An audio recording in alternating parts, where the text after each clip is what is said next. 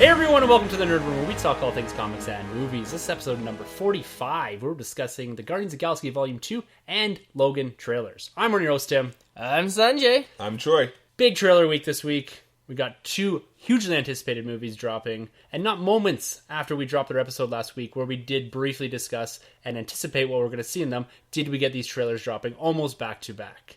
So we're running down and discussing what we're seeing in these trailers. And so, big warning going forward, we're going to be spoiling a lot. We've seen just as much as you guys, but at the same time, we do have a little bit of comic background here, and we're going to try to anticipate what's going on in these trailers. I hooked on a feeling, boo boo doo boo, and I'm high on believing, do do do do. That is your preview for Guardians of the Galaxy Volume 2, the teaser trailer. No, that's from Logan. So we're getting into our trailer discussion towards the end of the episode here, but quickly, we're going to jump into some nerd news. Woo! We need like a new, what's it called? Like a noise thing that says like, nerd news, nerd news, nerd news, nerd news. A sound cue or something. Yeah. A noise thing. Yeah. Alright guys, so this weekend, I don't know if you guys watched the show, but Comic Book Men came back, the Kevin Smith show based on his comic book shop out in New Jersey. And it was a very interesting episode, the season premiere. So they had, a guy came in with 4 issues. First appearance of Sandman, first appearance of Electro, first appearance of Vulture, and first appearance of Dr. Octopus. And it got me thinking, what is the one first appearance of a villain that you most want to own? And so I'll go first, give you guys a little bit of time to think of this. For me, it's a simple one. General Zod. I think that'd be such a cool comic book to own, like the first appearance of Zod. So I looked at it. It's actually quite a reasonable price. I think it's in like the $200 to maybe $400 range. So that's something I'm going to be looking to pick up. What about you guys? I'm going to say Thanos. I had a feeling you might say Thanos. Yeah, Iron Man number 55. Okay. This is a comic book I've had my eye on for a long time, and something that I will eventually pull the trigger on. But there's a lot of collecting to be had before I actually do that. So what does that run you back if you were to go on eBay right now? To be honest with you, I cannot remember, but I'm going to stay in the $400 range. I might be high there, but it is the first appearance of a major MCU villain now, a villain that's been strong. I think that came out in 1973, Wow. And you've had big stories since 73 on that have had big ramifications for not only the comic book universe, but for the influence in the MCU going forward. That's right. Yeah. It's a good toss-up between the hot toy there. Yeah. For me, it's like $100 off right now, too. For me, I have a toss-up between Magneto. Oh, I think that's Magneto a would good be one. a pretty cool villain to have. He's huge, he's iconic. He's one of Absolutely. the best things going on in the X-Men movies. Yeah. And the Kingpin. Oh. I think the Kingpin would be a really good pickup. Interesting. So straight classics, the OGs. Yeah. Especially now with the Kingpin being so prolific in the Netflix series. I think you were going to see him pop up in Defenders as well. For sure. He's almost like the Thanos of that universe, he is. right, on the He Netflix. is. So, yeah. Cool. All right, so further on in the episode, they're debating who had the better rogues gallery, Spider-Man or Batman. Spider-Man. Oh, what's that? Do you say Batman? Surrounded by Batman toys in your nerd dungeon here. So we won't get into that debate, but what do you guys think is the third best rogues gallery? Because clearly those two are the tops. What do you guys think? I'll go first, give you guys some time. I went with X-Men. You got Magneto. You got Apocalypse, Mr. Sinister, Sabretooth, Mystique, the Hellfire Club. Oh, yeah. Yeah, they have a really good rogues gallery. A that is Juggernaut. I mean, that's the reason why that show, the animated series, was able to run for so long and be so successful, because the villains were so good. So And the Sentinels, too, that they brought in, right? That's a damn good one. Shoot. I might go Fantastic Four. Oh, interesting. It's not as big, as deep, but the characters they have are huge. The Super Skrulls, the Skrulls in general, Galactus, right? I even think Fantastic Four first encountered the Silver Surfer as an enemy as well. Yeah, right? Free as well. Right, so, and the Mole Man. Yeah, Yes. Dr. Doom. And Dr. Doom, of course. Yeah, I mean, exactly. you might forget him from the 3 appearances he's had in the movies, but in the comic books, he's really cool. He holds it down, and look out for that issue of Infamous, right? Infamous Iron Man. Yes, that dropped last week. It did drop last week. Yeah, I've not read it yet. I got to but catch do up have on it. that. Nice. On Doom. So I'm going to throw out Captain America. All right. Whether that's hitting the nail on the head there, but if you look at his rogues gallery, Yeah. it's deep. You're talking Red Skull, Zemo, Winter Soldier. There's The Nazis. Yes, exactly. The Nazis, Batroc, all of them. Right? And they're all Hydra-focused villains, the majority of them. Serpent Society, all these guys, right? Yeah. But I really love his rogue gallery, because a lot like Batman and Spider-Man, I find they're a little more grounded in the character, Oh, right? for sure. And they do have similar origins to the characters, and I like that idea that the villains do parallel a bit of the heroes. Yes. Yeah. And those are the villains I like seeing fighting, specifically Captain America, those grounded Hydra-type agents. Yeah. Awesome. Definitely. Going off a little topic, did you see the original concept art of Baron Zemo? I did, with Looks the pretty mask cool. and all Yeah, that. yeah. Oh, that'd be Looked cool. pretty cool. Yes, I was curious to see if they're going to go down that path in Yeah. Civil War with actually masking up Baron Zemo, because it's got a kind of a funny origin where it gets kind of glued to his Right, face. the and wet all that, rag. right? Yeah. Yeah. And it's a very strange look, but they did have some cool concept. Yeah. art. And if anyone could bring it to screen, I think it's Marvel. They've done some Definitely. fantastic Oh, yeah. stuff. Awesome. And some big Star Wars news from this week. We got a casting announcement for the Han Solo movie. I keep wanting to call it the young Han Solo movie, but I don't actually think it's a young Han Solo movie. It doesn't seem so. It seems like it's rumored that to be at first. Yeah. Now it seems like he's, well, not that young. How old would you think Han Solo is in A New Hope? He's got to be 24-ish? Oh, I he's a little thought maybe older. about 30. Yeah, 30, okay. I'd say 30. Yeah. Whereas this actor now seems about 25. Not much younger. No. Pretty fresh, right? Yeah. Okay, that's interesting. That frames it up a bit more in my head, because I'm thinking, like, if he's 24, then this guy doesn't look 20. Right. Yeah. And so, but Lando has been cast, Yes. which Right. I'm super excited for. This is, one of these swashbuckling characters in the Star Wars universe. Billy D. Williams, and the man that is going to be portraying him in this movie is none other than Donald Glover. Yes. Troy Love this choice. himself. Yes. No, man, Michael B. Jordan over here. Oh, man, Community? Yes, that's where he's most well known. That's true. Yeah, for sure. And what are you guys' thoughts on this casting? I love this. And I mentioned before in our other podcast, Star Wars Rebels Alert, a little plug there, but I did mention that he has the swagger to carry what Billy D. Williams did so great in Empire and Return of the Jedi. And if you go back to even The Martian, like he can give you some serious dramatic chops. Right? Yeah. And he also gives you a little bit of humor like he does in Community. So I'm really excited to see what he can do. I like his show Atlanta. What's going on over there? Okay. That show's Yeah. pretty cool. So yeah, man, I'm totally on board with this choice. I mean, I could have gone with Michael B. either way, but yeah, Michael B. for all roles. for all Yeah. roles, right? Yeah. No, I agree. I really like the casting choice. I think he's a great actor. I love him in Community and The Martian. As you said, I totally forgot he was in that until just now. My question is Lando still alive in the Star Wars universe? Or did he die? I don't even remember. No, he made it through Return of the Jedi. He Yep. was a general in the Battle of Endor. He you flew think- the Millennium Falcon Oh, okay. into the Death Star. Yeah. And the original owner of Yes. the Millennium Falcon. Which they're going to get into, They have actually. to. Yeah. So there's reports from high-level people at Lucasfilm and that aspect of Lando's character, how he lost the Millennium Falcon to Han Solo, that's going to be in this movie. Awesome. And it was at a Nice. high-stakes game of Sabak, which is, again, something that's mentioned all through the Star Wars Classic. universe, the books and all that. Yeah. So it's really exciting to see a thread that's been hanging since Empire Strikes Back. That's right. Yeah. I can't wait to see them do it. It's kind of like their Pokemon Go in the Star Wars Yeah. universe, that game. Yeah. What if it was just Pokemon Go? Would you guys be really disappointed if Yes. that's what it was? 100%.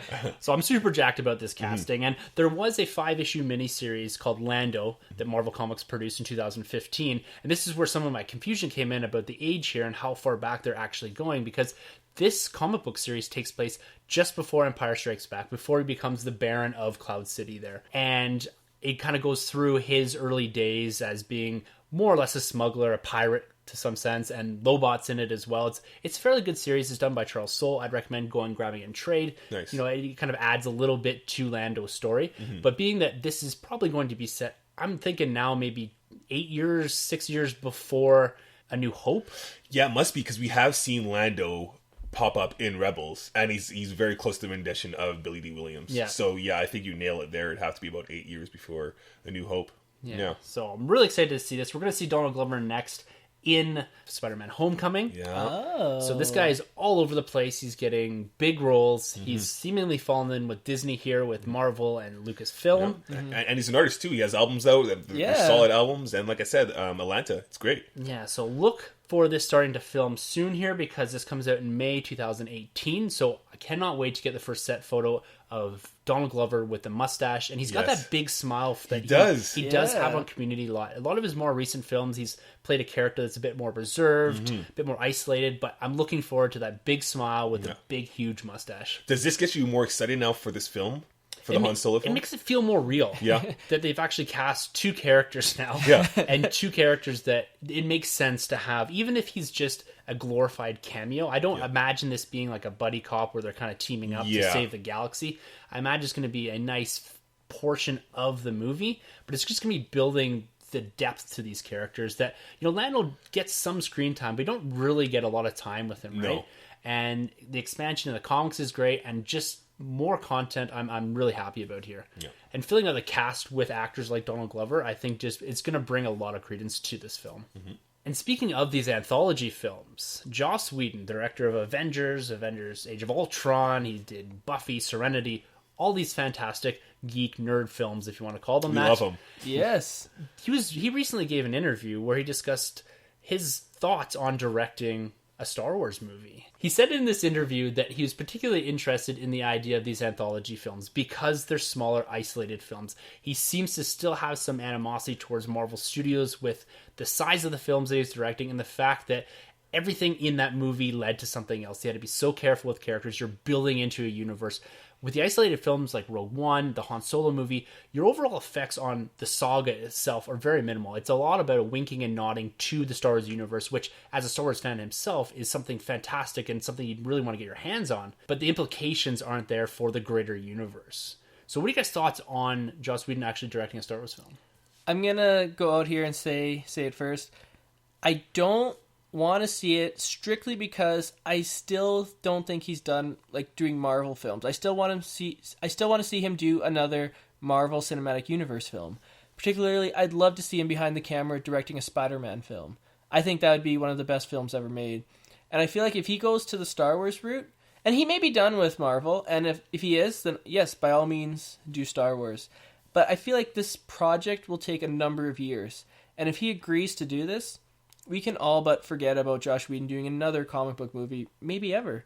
So, strictly from that point of view, it may be selfish of me, but I unfortunately would not like to see him do that. But if he does want to do it, hey, more power to him. I'd watch it, and I think it would be great. Yeah, see, I kind of disagree a little bit. I'm not really big on directors sticking with properties too long. Okay. I think he's kind of ran his time with Marvel, and he showed a little fatigue, you could say, with Avengers. Right. So, I would like to see him do a Star Wars movie, but I think any director will tell you they'd want to do a Star Wars movie. Oh, for right? sure. So I think it'd be pretty cool. I wouldn't mind seeing him do, this will never happen, but maybe even a Rebels, because he handles ensemble so well, like you mentioned. Yeah. So Rebels would be pretty cool. I wouldn't want to see him handle like a Boba Fett or anything like that. Or a Bounty Hunter ensemble. Oh, there you go. Cat Bane and Boba Fett. Okay, that's the one right there. That's the one right there. And if he was to do any other movie, like, X-Men movie would be cool because he did such a great run with the X-Men. But, yeah, man, I'm sold on that, the Bounty Hunter run right now. And yeah, he does really good with female characters as well. Yes, he does. So that'd be another chance, because Star Wars has so many strong female characters that would be a natural fit as well. Mm-hmm. And that's maybe a route that they will go down some days, have a female lead. They do have Rey now, and they have Jyn Erso. Exactly. So they do have that strong foundation that they're building, but those are brand new characters, too. Mm-hmm. So it'd be interesting to see him revisit an original trilogy character. Right. Personally, I think it's a little on the nose. Yeah. Like, it's a little too much, like, this makes so much sense. I like what they're doing right now with these anthology films, and even the saga films. They're giving them to different directors, to younger directors, and just saying, put your spin on it. Yes, there's going to be containment here by Lucasfilm, and there's going to be boundaries that they can't go over, and certain aspects of the story that they have to tell to progress into the further narrative. But at the same time, it's cool that they've given Gareth Edwards Rogue One. It's cool that they're giving Colin Trevorrow Episode 9. Mm-hmm. And Joss Whedon, yeah, he'd be great at a Star Wars movie. Would he do a great ensemble movie? Yes, probably. Mm-hmm. But at the same time, let's give him some other directors here. Yeah. Bring back Josh Trank. Ooh. Speaking about directors here, Tim Miller, who directed Deadpool, has departed Deadpool 2. Oh. So this is one of Fox's next big comic book movies, with the exception of Logan and potentially some follow-up to X-Men Apocalypse. Or Gambit. Not really. The movie that just will never die, Yeah. that no one wants to see. Reports are that it was because of creative differences, and when I first read this, I was like, oh, the studio had other ideas for Deadpool, but apparently it was with Ryan Reynolds. Yeah. Yes. I also believe Tim Miller wanted Kyle Chandler in the role of Cable. Okay. So that's the other rumor going on there too. Okay. Which he's from Friday Night Lights and Super 8. Yeah, okay, yeah. Okay. Oh, okay. Yeah. Which That's different. I don't see it. I don't see that fit. Yeah. Interesting. So this guy was one of the people that was responsible for getting Deadpool off the ground. He apparently leaked that test footage, That's right. which got the fanboys hyped up, myself included there. Yeah.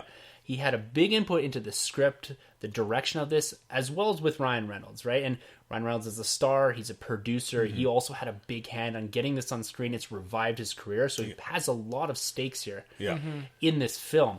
Do you think that now that the director has departed, and he was the one that was writing portions of this movie going into Deadpool 2, do you think this affects what we're going to see on screen?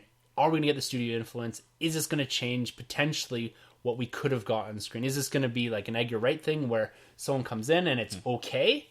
Or is this going to be a complete disaster? Yeah, I think it's going to be okay. We have the same they have the same screenwriters. Ryan Reynolds was a very hands-on producer, right? I think they'll be okay, actually. And if that is all true, that he wants to go that right with Cable, yeah, they're better off cutting the losses and going somewhere else, because that's kind of a weird Cable, in my opinion. It's still fairly early in the production yeah. days, so that's good. It's not like when Edgar Wright departed Ant-Man, it was like the last minute. Exactly. They basically had everything ready to go. You just need someone to say, action. Yeah. But give me a Matt Vaughn. Give me Matt Vaughn, or give me Lord and Miller. The guys that are doing the Han Solo. Those guys can handle comedy so well. 21 Jump Street. I like that. That'd a good be one. great. Yeah. So I think if you can get those two guys, or any of those two directors, or three directors, I should say. Is Matt Vaughn from Kingsman? Kingsman, okay. the X-Men First Class. Stardust? Yeah, and Eddie the Eagle. It's a pretty good movie Oh, too. okay, nice, So, nice. He's great stuff. I'd be in that. Yeah, I guess it depends on who they get to replace him. Like, if they get someone that's like kind of run their course, you'd be like, yeah, not so much. But if they get like a really good director, someone that has like a lot of energy to bring and would bring something different to the film, because we'll talk about this a little bit later with Guardians, but with comedies, a lot of the time, the second movie, the sequel, isn't very good because they just recycle the same jokes. So maybe perhaps a new director will bring in some new breath into the project, and maybe some different direction and different jokes. So this could actually be a good thing. Yeah, that's a good point, because you find yourself with movies that have huge successes. The sequels are often just almost remakes of the original. And with Deadpool doing something so different, and that's why it really hit with the fans. Yes. Is that they have to continue to evolve there. Exactly. And maybe bringing in a new director is going to allow them to evolve into something completely different, but that isn't a carbon copy of what we got with Deadpool 1. Well, that's just the thing, because I believe Tim Miller wanted to go a little bit of a different route, like a darker route. But at the same time, their niche is that comedy that they held on to, because it separates them from any other Marvel or DC film, right? They found a niche, and they got to stick with that, but they got to do something different Exactly. within that niche. Yeah, no Hangover going on here. Hangover 2 is the exact same movie. So bad. So the other day, to celebrate the 75th anniversary of Wonder Woman, the United Nations decided to have Wonder Woman Day. So guys, here's my question for you. What has made Wonder Woman so enduring to last 75 years, and many people, myself included, they consider her the greatest female superhero? So what is it? What is it about this one character that has endured where others have come and gone and, haven't really lasted or stood the test of time? It seems like Wonder Woman today in 2016 is way more popular than she's ever been, in my opinion. Maybe outside of the 70s TV show, but, we're getting her first movie next year. She made her first big screen appearance in Batman vs. Superman. And even people who hated the film seem to love her performance in it. So That's true. She's a highlight in that movie. Tell us how you really feel, Troy, about Batman vs. Superman. No, she's definitely one of the shining points in that movie. I'll always stick to that. Yes. I loved her in that movie. So, what do you guys think? I don't know if any of you guys read Wonder Woman. I've never read a Wonder Woman comic, besides maybe some of the Rebirth stuff, and maybe a few things in DC New 52. Yeah. But I have to say that just coming from the periphery here, this is a very strong female character. This is someone that's been given powers. You don't really see her being portrayed as a damsel in distress. So that's something very different. And I feel like through the years she's evolved quite a bit. Her origins changed. Her character's changed. And I felt like that is what has allowed her to stand the test of time, right? She hasn't ever fallen to this idea where she needs Superman or Batman or whomever to continually come save her. She doesn't play second fiddle to a lot of characters. Right. She has that strength, that power, right? Yeah. And she's one of the most powerful comic book characters in the DC universe. Oh, yeah. And I think that's what's allowed her to endure through a lot of time. And now coming into a place where she's got good writers behind her comic books, she seems to have a strong actress behind her in the films, and hopefully we get a good outing in the film universe from her here in her first solo outing. Yeah, I agree. Yeah, I got onto Wonder Woman with the New 52 run because I'm a big Greek mythology guy, and what they did with her origin, how they changed up a little bit, and she's spoiler, the daughter of Zeus. Yeah, it's a really cool thing. They had a great team going on there. I didn't really finish off that run because it went a little downhill. Yeah, but she's great. Yeah, no, I agree. That comic book, the New 52, is probably my favorite New 52 series with Brian Azzarello writing it. Incredible. Yeah, and go and check it out. Yeah, fighting the First Son. I really hope if they make a Wonder Woman sequel, that First Son is the villain. Yes, I'd love to see that. Yeah. With Apollo in there. Yeah. It had like so many Greek gods. It was kind of like Game of Thrones meet like Greek Gods mythology. of War. Yeah. Which she becomes the god of war herself. Yeah. With not Achilles. Ares. Yeah. So Wonder Woman is one of the big comic book movies next year. It drops on June 2nd, 2017. That's right. And this past week, we got our first two trailers for two of the biggest comic book movies dropping in 2017. With Gambit? Logan dropping... Yes, not Gambit. Logan dropping on March 3rd, and Guardians of the Galaxy dropping on May 5th. Oh, okay. Before we get into the discussion of these trailers and breaking them down, I just want to get you guys' opinions on what you think makes a good trailer. Because these two contrast each other quite a bit here. They've gone two different routes. We've seen a lot of good trailers over the past couple years with Star Wars, Civil War, Justice League, all these big movies. Their teasers in particular, I find, are really well done. What do you guys think make a good trailer? Is it the tone? Is it what they show you? Is it what they don't show you? Yeah. I'm always with the tone. With the movies, with the trailers, you have me with the tone. I'm all about that. I mean, I also like what they don't show. You know, less is more. In more ways with trailers especially, right? Yeah, like the whole purpose of a trailer is to, get the general audiences to go into the theater and watch this film. Well, if you're a comic book fan like we are, you don't even have to show us anything. They literally could have just had a title, Guardians of the Galaxy, coming May 5th, and we all would have seen it opening day. So I think it's different for us what makes a good trailer as opposed to general audience. I mean, a lot of times us geeks will say, oh, I can't believe they showed everything in the movie. Well, sometimes they need to, because if you're someone who's never heard of Ant-Man and they don't show you enough, you're not going to go see that movie. Yep. And that movie made over $500 million at the box office worldwide. And if you told me that Ant-Man would have made that much 10 years ago, I would have thought you were crazy. So, I mean, sometimes they do got to show a little bit too much, but it's up to us to filter and see what we do see. I mean, I know, Tim, you're one of the ones who actually don't watch trailers. Do you go back and rewatch some of these trailers to see what got people hyped? Time to time. As far as trailers go, when I go back and rewatch them, or if I watch them for the first time, I'm looking for a few things. Tone for sure, but I'm also looking for consistency of tone. I want the tone that's conveyed to me in the trailer to be the tone that I'm expecting in the movie. I don't want to walk in and see, and this is what happened with Suicide Squad. You get this kind of radicalized, almost Guardians-esque trailer, and then you walk in at something completely different here. It's about the consistency, and it's about the intrigue, too, for me. You need to hook me in 2 minutes, and I've said this so many times. I do this with comic books, and I do it with movies. If you cannot hook me on the first issue of a comic book, and if you cannot hook me with a minute and a half of footage out of a movie that's 2 hours long, your movie is shit. Like, you should be able to compile 2 good minutes of footage right here. Fair enough. Yeah. And also, one thing, I don't like when they do chronological trailers. So they're trying to tell the whole story within the trailer, and you get a really good idea, and you can pick out certain scenes, and I just don't like that. And I agree with you, Troy, less is more. Yeah. A big pet peeve of mine is Amazing Spider-Man 2. They showed you a lot of things in that trailer. There's a great trailer, but they showed you a lot of things in that trailer that were cut right out of the movie. Yeah. So you never experienced that part. The Rhino part at the end when you're like, okay, yeah, so now he's going to fight Rhino, and then the movie just ends. Yeah.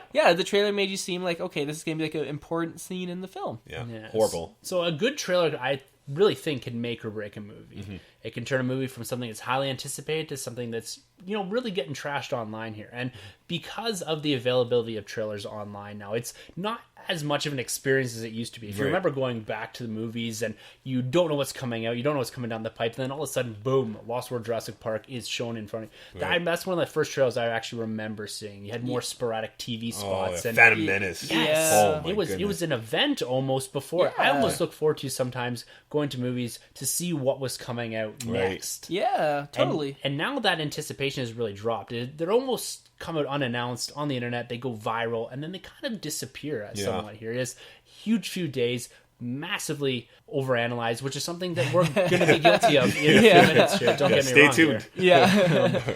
But I think a good trailer really can make or break a movie. I think a good trailer can drive you into the theater, and it can drive you away from the theater as well. Yep. And save the surprises. Yeah. Leave some intrigue, leave something hanging. Yeah. And that's what I think all a good trailer needs to do. Yeah, like Yeah. the backlash with BVS. Yeah, I when was they dropped gonna say, Doomsday. That's yeah. a huge disappointment in that trailer. Yeah, Yeah. a lot of people were upset about that, and Yeah. it definitely took away because a lot of people had speculated it, but it wasn't confirmed yet. Yes. So it would have been cool to walk into the theater stone cold and then be like, "Oh, there's Doomsday." Yes. Yeah. But I mean, it's just the world we live in. Like, it's very hard to do that nowadays. It is. It very much is. Yeah. There's been a lot of good trailers that have come out in the past year or so. What would you say has been your top trailer that you've seen in the last, like, say, 2-3 years? I really struggled between the one Civil War trailer that you had Cap, Bucky, and Iron Man fighting. Yeah. And the first Force Awakens trailer. Oh, good Yeah. choices. Yeah, for me, Force Awakens trailer and the reveal of Spider-Man in Civil War. Oh, like I know yeah. exactly where I was when I saw that That's trailer. one Yeah. of the trailers I broke my rule Where on. you had, I you had to. see it. Yeah, to see you it. had to That see was Spider-Man. incredible. And also Rogue One's latest trailer. Oh, good choice. Have you seen that one? No, I haven't, so don't No. spoil. I know you haven't. Yeah.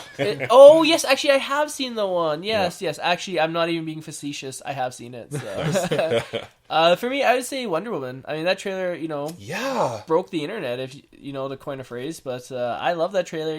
One Comic-Con for me. Yeah. That trailer. Yeah, I mean, people were raving about it, and you know what? All these trailers that we talk about hit all these notes. They show you some stuff, they have some funny quips, some great action, and I think one thing too is the sound. And one thing I think trailers are guilty of nowadays is that annoying, like, womp, womp. Like, you see it at, like, Independence Day, and, like, Inception started it. Like, Start of the Rogue One trailer. that's different, though, because that's the... That's theirs. It belongs to the, them. the Yeah. animal, right? That, like, or is it an animal? No. The Death Star sign. That's okay, though. But you know what I mean? Like, Transformers does this. Every trailer has, like, that, like, loud bang. And, Star Wars, it's fine. It gets a pass because it's Star Wars and it's Star Wars, man. Like, that's the Death Star. But I mean, like, Inception, Transformers, all this stuff. I mean, let's get away from that. Let's do something original.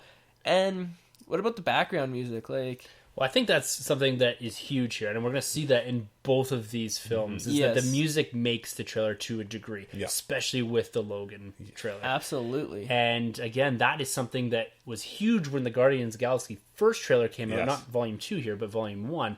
That was massively impactful and got a lot of people interested. This Logan trailer, the music sets the tone. You watch that on mute or whatever, it's a different trailer. You put that Yeah. Johnny Cash song in there, boom. Sold. Completely different. Yeah. Let's get into it. We're going to start here with Guardians of the Galaxy Volume 2. So this is a teaser trailer. This is something that James Gunn dropped. It isn't an official trailer yet. He said this is something that they put together while they were working on the official trailer. I find it crazy that we're sitting here talking about Guardians of the Galaxy Part 2, Volume 2, the sequel to a movie that was titled Guardians of the Galaxy. I'm a huge Guardians of the Galaxy fan, and I still can't believe that we're going to sit here and discuss the first teaser for that. All right, so Troyski's got it queued up, and in the words of the Joker, here we go. So we start off with a look here into the Milano, it looks like. Looks very much like the Millennium Falcon a bit. Yeah, Star Wars like. Yes. Yeah. And we're getting, again, reminders of what's going on here in the Guardians of the Galaxy universe. Very similar song playing in the background. Isn't it the exact same It is. song? Yeah, they That's changed my up the one tone a little thing. bit of that sound there. Yeah, Which yeah. I like at first. Okay, yeah. And then you see Gamora A great with, like, is that Gamora a shot. sword? We need more of her. And Yondu? this scene here with Yondu and Rocket, and they're walking side by side together here. And you have to excuse me here because the villains in the Logan trailer and the villains in this Guardians trailer are not villains, but there's the Ravengers, which are in the Guardians trailer here. And this scene, it's been rumored a bit. It's been talked about a bit. So I'm going to say full spoilers for this stuff. So we're going to bring in some elements of what was talked about at Comic-Con and a few other places here. But At some point here, Yondu is kind of kicked out of the Ravengers, and this looks like a scene where they're either going to rescue Yondu, and it looks like a big fun scene where they're essentially beating the shit out of the Ravengers here. It looks like he's doing his whistling technique. Yeah, right? some sort of anti-gravity thing going on here. Yeah. So, and he was featured in the poster that they dropped, so he's going to be a part of the Guardians here. I think a much bigger part of this film. Michael Rooker and James Gunn are really good friends. Yeah. And Yondu is one of the original Guardians of the Galaxy members, and I'm really liking that he's going to have a much bigger part in this. A less villainous. He kind of played like an anti-hero in the last film. Yeah. And I think he's going to be playing, again, that kind of swashbuckling pirate type, but with the heart of gold type thing, right? Oh, it's so funny because Michael Rooker, like, everything he plays, he's such like a hard ass, such a jerk, right?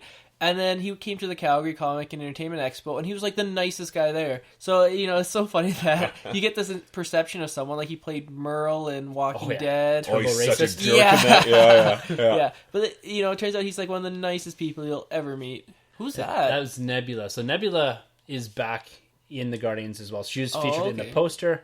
She was one of the villains. She was working with Ronan or Thanos. Daughter of Thanos, right? Yeah, daughter of Thanos, granddaughter of Thanos. Depends on which kind of comic book you're reading. Okay. So she does have ties to Thanos. So it's going to be interesting to see how they integrate that character, because Drax, who is a mortal enemy of Thanos, is going to be chasing after Nebula here. So it looks like we're going to have her part of the Guardians to some degree here, and it's going to be kind of this interesting dynamic, I think, between the team here. It seems like they're gathering this crew from the original film, but they're going to be having to team up. I think it's really good cool. change up. Here. Yeah. We got a cool scene here too, very Iron Man like. Yes. Right, with Starkiller. Yeah. Yeah, I love this. There's some ships and some people flying. I like the purple, like the lettering. It's a nice touch. It looks kind of 80s. I feel like an 80s vibe with like the lettering and stuff, and even the first picture with the black and white. I'm seeing like 80s rock.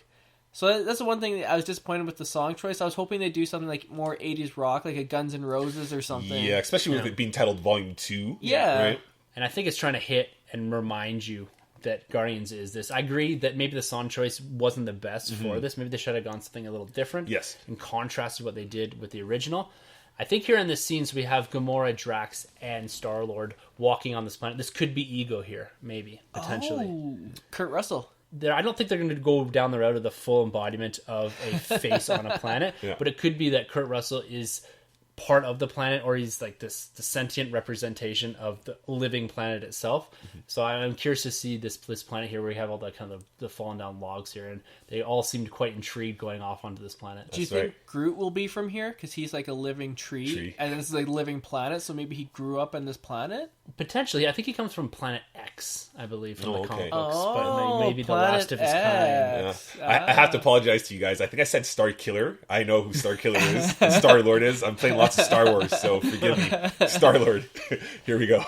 And this scene here at the end with Drax and Star-Lord, it picks up right where they left off, and it's a great exchange with actor Dave Bautista and Chris Pratt. Dave Bautista, again, filling this role just to the T, perfect. Right. Executes it well. Yeah, they've changed his character of Drax quite a bit from the comic books, but I think they've done it, and this dry sense of humor, this very literal sense of humor, really fits the actor of Dave Bautista as well. He really hits this home. Mm-hmm. Great chemistry between the two. Yeah. Oh, yeah. And for a guy to sit there for, 4 or 5 hours putting makeup on every day, Wow. Yeah. that takes something else. Well, he's not wrestling anymore, so he's got to do something. They going for the bro hug. Yeah. Reluctantly, he agrees to it. So, yeah, 2017, May 5th, this movie is dropping. I'm there first day. I'm there day before, whenever I get tickets for this thing. And it closes out with just a great scene with Rocket Raccoon here. And if you notice this whole trailer, one of the breakout stars of the movie, Groot, isn't present in any of it, with the exception of this final scene. And my wife fell off the couch when she saw this. She loved Baby Groot, loved Groot in the film, loved Rocket. And the fact here that we're getting this adolescent-looking Groot almost has this evil smile as Rocket's clearly shot through some sort of door and killed someone. I'm surprised with this choice, because I thought we would have got a lot of Baby Groot or Groot throughout the whole trailer, because I know he's such a huge hit, but it looks like they're going the Luke Skywalker approach. Yeah. A Force Awakens, you can say, right? Saving him for the very end. Oh. Yeah. Wait to see how many action figures and stuffed toys and all this is going to be done. There's him in this Ravengers outfit as well. Just Christmas I hate to say 2017. it, but like it's cute as hell. Yeah. But it's gonna be funny if they do contrast that cuteness with something that's just like he's just a total badass at some point, right? Oh, yeah. And that brings this trailer to an end. So it's a teaser trailer, really in the sense of that, is that it's short. It's a minute and a half. I'd expect to see something maybe a bit longer attached to Doctor Strange, giving us a little more insight into maybe the story of it. Yeah. But overall, what did you guys think of this trailer? Does this intrigue you? You know, has this captured you, brought you into being a little more hyped for Guardians of the Galaxy Volume 2? To be honest with you, I thought it was a really good trailer. I was already super hyped to begin with. As I said before, Guardians is one of my favorite Marvel cinematic and comic book movies of all time. But as I said, you know, it felt a little bit, as we talked about before with Deadpool, a little bit like I've seen this before, especially with the song choice. That's the kind of thing that really got it for me. I mean, the action was awesome, pretty funny, like a lot of funny moments, and you know, I really enjoyed it, but I wish we saw something maybe a little bit different. Maybe I'm asking for too much for just like a brief teaser, because I become like this spoiled geek now where, you know, like it's, you know, Haven't we all? Yeah. Like if this dropped 10 years ago, the whole internet would have been broken with our dial-up connections. But no, like I liked it, but you know, I'm going to critique it a little bit. I wish they changed the song, as I said. And it did feel a little old hat to me. I would have liked to see something maybe a little bit new. But then again, maybe they're just going to save that for the official trailer for Doctor Strange. But it did wet my beak.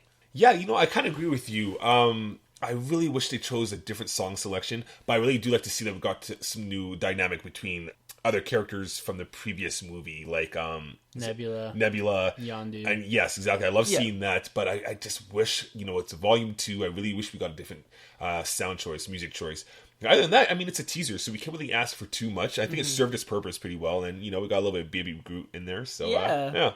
And I think a rarity here where I'm going to agree with wow. with both of you here. Is this the first time we've all agreed on something? Like that's never happened before. So I'd agree that it does feel a bit repetitive from what had been done before.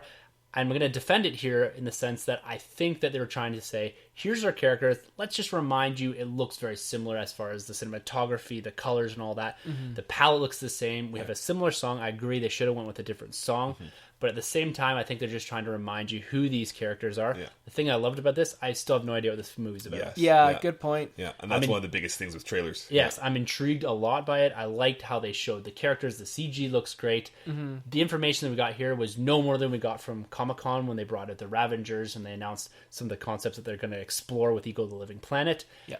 That's the aspect I liked about this. I know nothing more than I knew before watching this, other than the fact that I got to see a different scene with Drax and Star-Lord and Gamora. And so I'm excited about this. I've always been excited about this, but hoping that the next trailer, the first actual trailer, gives us just a little something different. Yeah, definitely agree.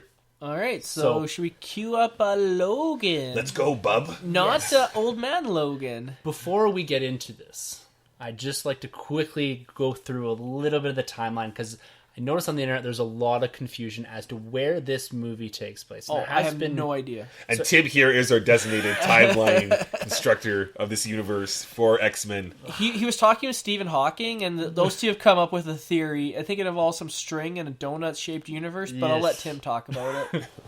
So I'm just going to briefly try to break down this timeline here. So we have our original timeline, I'll call it. So it contains X-Men Origins Wolverine, parts of it, the original trilogy, and the Wolverine. Okay. So the Wolverine was the 2013 solo outing of Logan. Yes. That all occurs in the original timeline.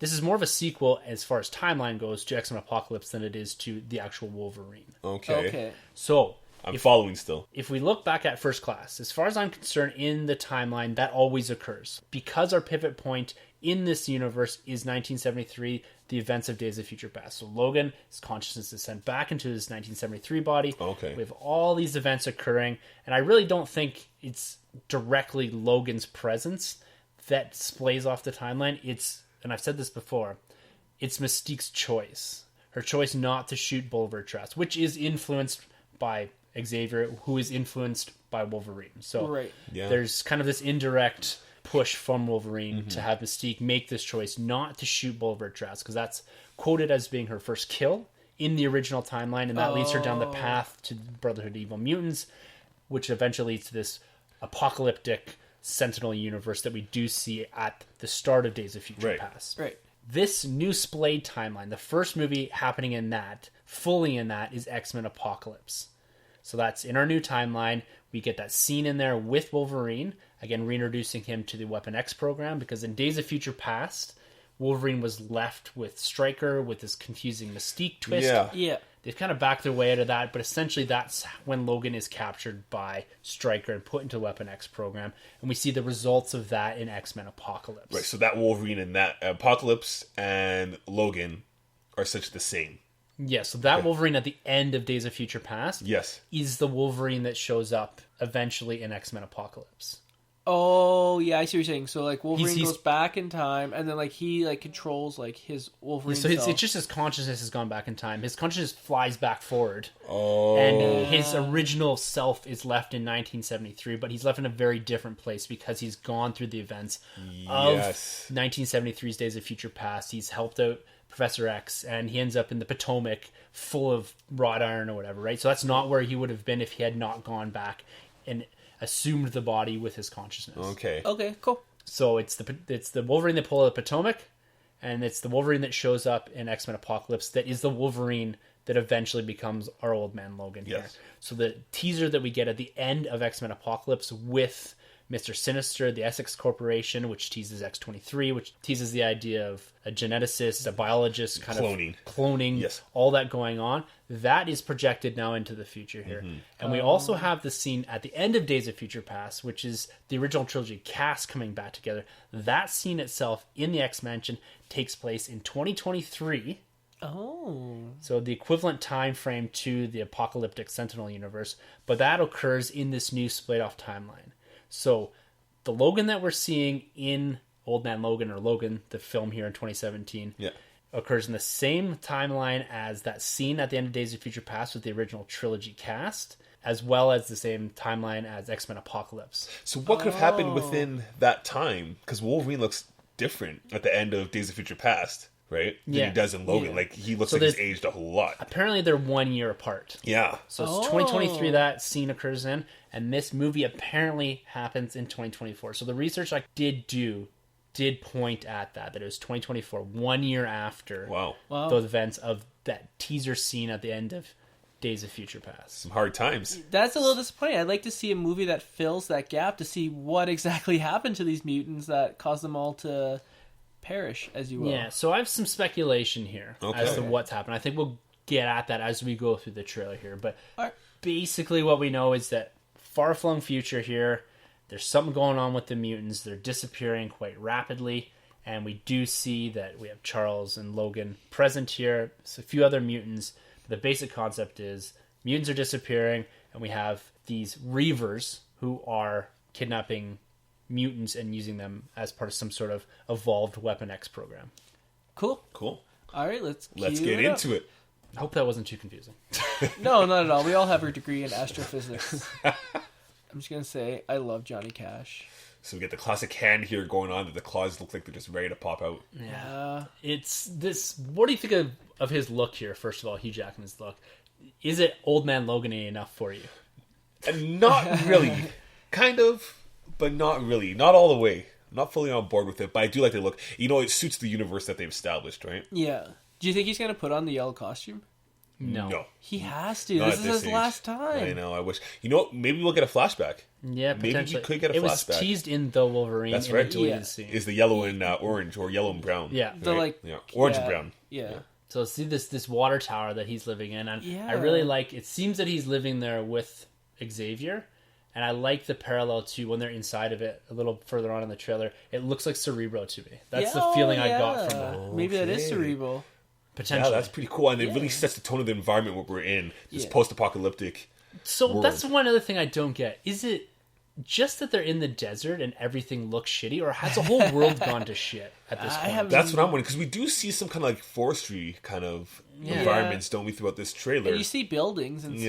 stuff. So So I don't know if they just focused on the idea that the mutants, particularly with Logan and Professor, have retreated to the desert or some base or hidden area or whatever, and that's all we're seeing here. Because like you guys have both mentioned this idea that I'd really like to see something that looks like Mad Max. Oh, yeah. And they're really pulling on that a bit here, I think. Being in the desert, and that parallels too with Old Man Logan's storyline. Yeah. But I don't really get if the whole world is going to shit or if it's just the mutant population. Yeah, maybe, they're hunting mutants, so all the mutants are hiding and they can't live normal lives, so maybe they're kind of feral. This music too, just unreal. Just when it crescendos at the end, so good. just Logan drinking with the overcoat. He always drinks in the movies. And Yeah. it looks like a funeral scene. Well, yeah, so any speculation of who could be in there? I think that says, I don't know if that says Peters or... Yeah, it doesn't look like the funeral's on the other side of the lot. Yeah. There. But what's interesting about this scene, though, what I took away from this was that they're not being exterminated. They're not being hunted down by sentinels or people. He's gone to a funeral of a friend here. Yeah. The idea here is that the mutants are disappearing quite rapidly. And a couple things that I'm speculating on as far as what's gone on with the mutants is a disease or something that's targeting... Technovirus? Well, Yes. there's a technovirus, something that's targeting the X gene itself, or building into the idea that we have Mr. Sinister, a geneticist, a biologist. Is this some sort of biological warfare that's going on? That's right. That's targeting the mutants, and this is where the story evolves to eventually. Is people think they're just dying because of something to do with the X gene, but it's actually some sort of biological warfare that's actually targeting the mutants, and so they're going about extermination in a different way, a more subtle way, something that isn't obviously detectable. Like, it's not like they're going out with sentinels or bombs or whatever, or big armies or anything like that. So this scene tells me that they're unaware of what's going on with the mutants. It's not an extermination thing. Or do you think he's in hiding? I mean, in the Old Man Logan comics, he's not only known as Wolverine. I mean, his few friends, Hawkeye, of course, and the Hulks kind of know, but nobody really knows that he was once the Wolverine, right? Oh. Yeah, that's interesting. I'm going to say it's like Cyclops or something. It's going to be a hit at what we're familiar with, I think. And so, yeah, his mutant gene here, so his healing power, it's slowed down. So, again, that leans a bit on there's something going on, a disease or something, because you see that with Professor X, too, is that the degradation of his mind. Yeah. And with the scarring, all that, his healing powers, this was confirmed by the director, he's still healing, but just very slowly, and then it scars after. Yeah, and I hope they nail it this time, because they tried pulling that off in the Wolverine, and it was kind of hokey when he lost his powers, but it looks like they're committing all the way with this one. Yeah. Okay, is it just me, or does every movie Hugh Jackman is he in? Does he put on a shirt? Like, every movie, every single film. I mean, you talk about Prisoners, The Wolverine, X-Men 1, Les Mis. It's always Hugh Jackman puts on a shirt. If you're that big all the time, I'd have my shirt off every day. Although he's really small in X-Men 1. He is. Yes. And that's because he's a little smaller here, too, than he normally is. I don't know if that's on purpose.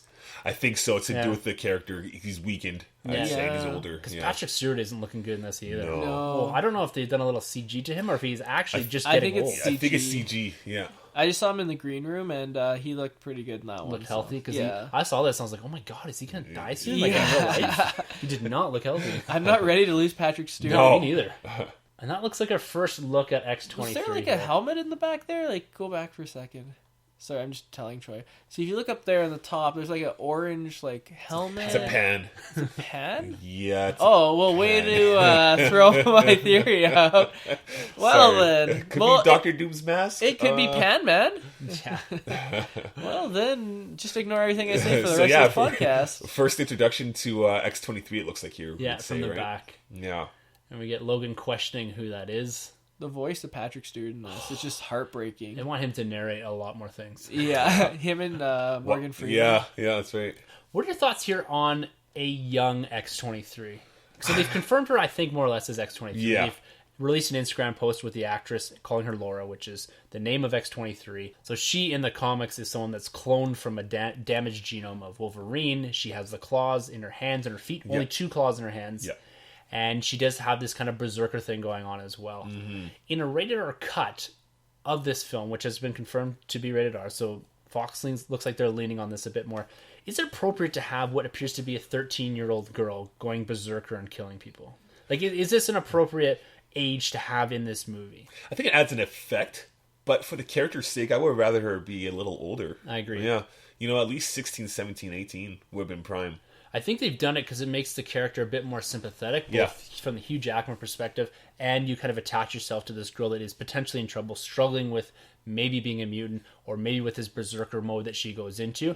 And it allows you to believe a bit more that Logan is willing to help a young girl. Makes, again, more sympathetic. That's right. But I would have preferred them going with like a 20-year-old, someone that's more believable, someone that could take up the reins of Wolverine down the road. Well, that's just it, right? And they get their first sight of the Reavers here. So I don't believe this is an extermination force. I fully believe this says police federal on the windshield here. I think they're collecting mutants, and this is more of a, we're working for the Essex Corporation or whatever they're called in this, and they're collecting whatever mutants are left, and again, moving into maybe a much more evolved Weapon X program. Yeah, and again, we're getting that desert kind of setting going on here. I think this was shot in Australia. Now, who's that? Caliban. Who knows who that could be? But this right here just reminds me of Metal Gear Solid. For everyone out there that's checked out or played Metal Gear Solid, the Phantom Pain, or Ground Zeroes, this trailer is just very reminiscent of that whole gameplay, and this is awesome. This character, I don't know who it could be, but I love the look. So this looks like the character images they released of Stephen Merchant's character, which is rumored to be Caliban. Okay. So they released an image with the hat and the kind of the face mask and the goggles and all that. So Caliban was an X-Men Apocalypse. His mutant power is sensing other mutants, finding other mutants. Okay. Yeah. Interesting. So it makes sense that he's in this. And Stephen Merchant, mostly known for a comedian, he's, big pals with Ricky Gervais, so it's kind of interesting that he'd take a serious role like this. It depends on his voice when he talks. That, I think, will take me out of it if he has his heavy British accent. What if he has the Bane thing on? Well, if he's got to change his voice. Yeah. But a very cool look. I like the look of this character. And like I say, it looks like Skullface, actually. That's the name from Metal Gear Solid. Okay. Going forward. This scene here in the car with the music is just heartbreaking. Yeah, and this is really when see the age of Professor X. He's looking old here. And this is when he's trying to convince Logan that... And he actually says in this, I can't remember verbatim what it is, but he basically says she very much is you. And so this, again, hinting at the idea that it's X-23, that it's a clone of Wolverine. He knows a little more than Logan does. Yeah. See, it's kind of why I maybe lean towards that maybe Logan isn't hiding and they're trying to recreate the Weapon X project. But they've kind of beaten us over the heads with doing that already with Wolverine throughout these movies, right? Yeah. His dog tag. Yeah, the classic dog tag, yeah. Well, it's interesting. Where do those dog tags come from? Because his dog tags in the movie say Wolverine, because he had them changed, right? And that goes back to X-Men Origins Wolverine. Yeah. Right? That's why I didn't know his name. So those are either new dog tags, and because they stripped his name when they kind of went in and did the Weapon X program and wiped his mind and all that, and just had the Wolverine dog tags. So I don't know where those come from, if they're new or if there's something that he's picked up. Because I think going through the wars and all that he did have proper dog tags. Right. Well, didn't Jean say his name in X-Men Apocalypse? She did. Yeah, she says like Logan or something, so that way he remembers. So maybe from there he goes and gets like new ones. Yeah, because his whole mind is all messed up because he has the memories of the original trilogy, but then he doesn't, and then I have no idea. Like, poor Logan. Poor guy. Yeah. He's got this car chase scene going on here. Again, hitting me with the Metal Gear Solid stuff. Furiosa. So, yeah, this is awesome. With the metal arm, you got a little bit of Star Wars in there, a little bit of Metal Gear. I'm loving this. Mad Max. So this villain is Donald Pierce. He's the head of the Reavers here, and they seem to be augmenting themselves. I don't know much about that from the comics, but from what I do know is they do augment themselves with cybernetics, and this is supposed to be how they kind of evolve their human state to being more robotic. And I think this character in particular does it so much that there's a question in the comic books whether or not he is actually human anymore because he's got so much cybernetics. It doesn't look like they've gone too far down this route.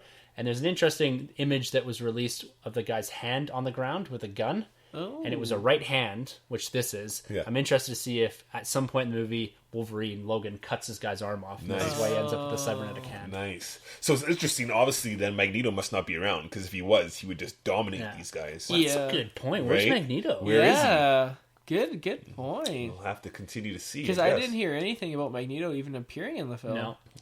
This guy here has, the right arm metal, the left arm. So cool. I really like the look they're going for with all these characters. Mm-hmm. Yeah, the only thing that makes me a bit worried about this film is when I see the Reavers, I really get an X-Men Origins Wolverine vibe off of the characters, off of the villains. I don't know, that's the only part that I'm a bit shaking on in this trailer. And I went back and watched the original Wolverine X-Men Origins trailer, the Wolverine trailer. I wanted to get a feel if I had that same sentiment coming from the other trailers, if it was just the fact that it was the music or the content. And I feel more so now that it's the content in this that really gets me. And those trailers just aren't successful in showing what this is showing here. That's right. The music makes a huge difference, but it's the content also I find in this. And I really hope we do get to see Wolverine kick some ass and fight these Reavers, because the Wolverine, there's a huge ninja scene in the trailers, and they cut it right out in the movie. Yeah. So let's hopefully they learn from their mistakes here. Let's hope. And this massive scene with Professor X here. Yeah. And he seems to be losing complete control of his powers. Yeah. The people pointing the guns, and he's probably like trying to control it, but maybe he can't. We got here, like, Wolverine's growing his own food, you see, with like the light there, or maybe it's pot he's growing. Very Interstellar, the Martian, like. Yeah. Yeah, and even this is Cerebro to me here. Yeah. You get all the holes, the punctures in the water tower, and it really makes you feel like the scenes from X1 where you have Wolverine standing behind Professor X and he's popping up all the mutants that he's seeing in Cerebro here. Good call. Very much so that. That's the imagery I think they're going for there. And you do see how frail Professor X is here with Logan carrying him. This next part of the trailer, this is my favorite part of this trailer. It's not Wolverine fighting or whatever. It is this lucid moment that Professor X have, and he turns and smiles. It looks like it's a scene where we have Wolverine, X-23, and Professor Xavier sitting around talking, reminiscing, whatever. This look from Patrick Stewart hits me every time. Yeah. Favorite scene in the trailer. Yeah. I agree. Sold. It makes me feel old just thinking about from the first X-Men to this, that we're already like... That came out in like, 2000. Yeah, Yeah, like rolls 17 years ago. Yep. And we start to see the connection here between Laura, X-23, and Wolverine. Kind of like the relationship we saw in the original X-Men with Wolverine and Rogue. Yep. Right? Oh, yeah. It's got a soft spot. Yeah. Nice tie back. Damsel in distress. It gets the Claws claws are out. out. Some more forced fighting, which the X-Men series The loves. classic Wolverine jump. This is iconic as Iron Man's, landing, right? Yeah. No. I've never liked the look of this jump. No. No? Yeah. I don't know what it is. It just... Maybe they need to clean up the CG a bit. It looks like he's hanging from a wire there to me. Yeah. This is the only part I really don't like. I don't love this scene here. And you should like it more, right? Yeah. Yeah. Like, you should be jumping off your seats when you see this. Yeah. Now, is that metal claws or is that bone? Because Looks from like here... metal. I think they're metal, especially going off the poster. Oh, okay, Yeah. yeah. So he gets the metal claws back because the next Men Apocalypse, he gets the claws back. So Right. the bone claws were from the other timeline. Oh. You guys prefer either or? Metal. Oh, metal, Yeah, for sure. yeah, sure. Bone's kind of weird. So we see X-23 fighting there, but no claws. It looked that way, right? Good point. Yeah. Maybe she doesn't know she has I didn't them catch that the first time, her fighting scene.